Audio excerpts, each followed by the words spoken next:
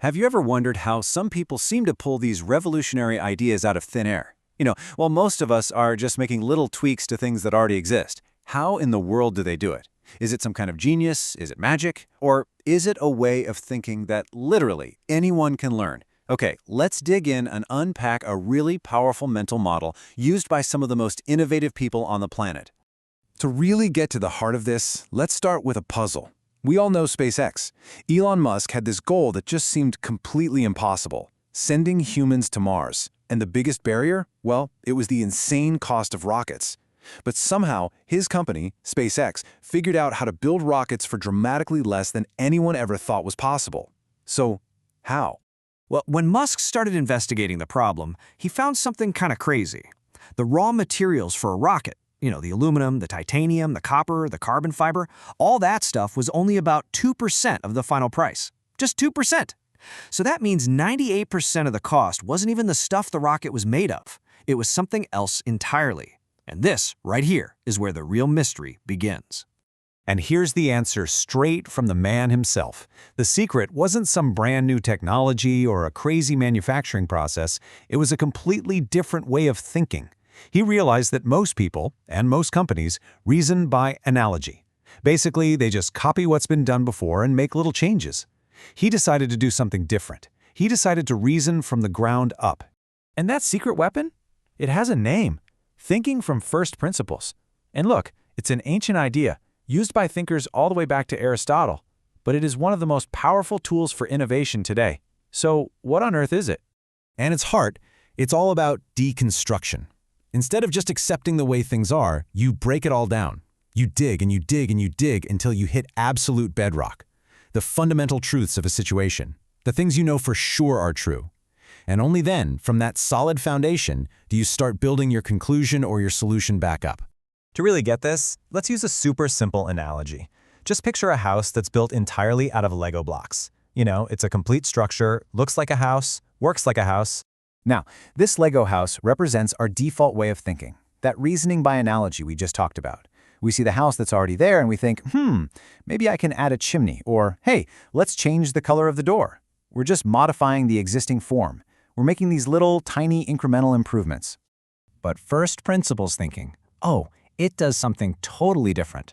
It doesn't just tweak the house. Nope, it smashes it. It takes the entire structure apart, right down to the individual, fundamental Lego blocks. And right there, that's the magic. Once you just have a pile of basic blocks, you're not limited to building a slightly better house. You can build a car, a spaceship, a castle, literally anything you can dream up from those basic pieces. So here's the bottom line. Reasoning by analogy is our default setting because, let's be honest, it's just easier. We look at what other people are doing and we copy it. But reasoning from first principles, yeah, it takes more mental energy, but it's what lets us escape the old way of doing things and discover what's truly possible. The legendary physicist Richard Feynman, he had a great word for knowledge that you only get by analogy or just by memorizing stuff. He called it fragile. Think about it. If you don't understand the underlying principles of something, you can't adapt or innovate when things change. Your knowledge is brittle. It just shatters under pressure. Okay, so this all sounds amazing in theory, right? But how do you actually do it? How do you start breaking things down? Let's get practical. Let's look at 2 powerful techniques you can pop into your mental toolkit, like right now. First up, Socratic questioning. Now, this isn't just asking random questions. It's like a disciplined interrogation of your own ideas.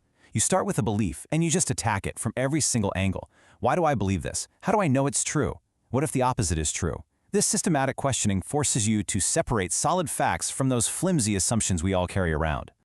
The second technique is something every parent will recognize instantly. The 5 whys. Kids are natural first principles thinkers. They just keep hammering you with why? But why? But why? Until they get to a fundamental truth. Or, an exhausted because I said so. In business and in life, this super simple technique is incredibly powerful for slicing right through layers of jargon and convention to find the real root of a problem. And look, this way of thinking is not just for rocket scientists. It's a universal tool. You can apply it to pretty much any field you can think of, from online media to e-commerce. Let's check out a couple of examples. Take BuzzFeed, for example. When they started, most media companies were asking, how do we write great articles? And they were obsessed with SEO. But BuzzFeed asked a way more fundamental question. What is the first principle of a successful website? Their answer? Wide distribution. So they just totally ignored the conventional wisdom and focused everything on the psychology of what makes humans want to share stuff. And they built a media giant doing it. Or how about CD Baby? The founder, Derek Sivers, boiled his business down to one single first principle. What does a successful business truly need? His answer wasn't investors or a cool office. It was way simpler. Happy customers. That's it. So he poured all his energy into that one thing, creating an experience that was so delightful that his customers basically became his sales force, growing the company into a multi-million-dollar success. As the amazing Carl Sagan put it so perfectly, this is really the essence of scientific thought. It's not about memorizing a bunch of facts, it's about adopting a mindset, a process of questioning, of deconstructing, and of reasoning from the ground up. So this is great for entrepreneurs, great for physicists, but what about for you, for us? How do we actually use this in our own lives? Well, this is where it gets really, really powerful, because the most important assumptions we can break are the ones we hold about ourselves.